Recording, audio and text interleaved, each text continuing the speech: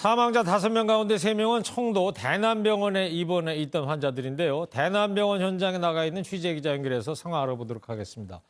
신동규 기자, 오늘 추가 사망자 가운데 한 분이 이제 청도 대남병원 환자였다고요? 네, 그렇습니다. 청도 대남병원에서는 오늘까지 모두 3명의 사망자가 발생했습니다.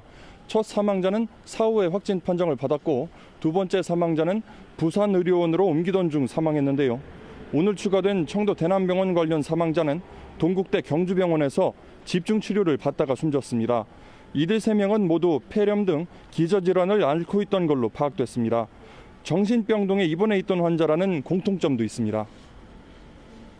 청도 대남병원이 요양병원이나 일반 진료병원도 있는 것으로 아는데 유독 정신병동 환자 중에서 사망자가 나오는 이유가 있지 않습니까? 이유가 뭐가 있습니까? 일단 이들 모두 기저질환을 앓고 있었다는 점이 크게 작용한 걸로 보입니다. 정신병동에 입원해 있던 환자들은 대부분 이미 일주일 정도 전부터 발열 증상이 있었습니다. 최소 일주일 이상의 오랜 기간 폐쇄된 공간에서 감염자 간에 밀접한 접촉이 있었던 걸로 보입니다. 보건당국이 정신병동 환자와 의료진 모두를 지금 코호트 격리하고 있어서 사실상 정신병동 환자 전체가 감염됐다고 봐도 무리가 없는 상황입니다.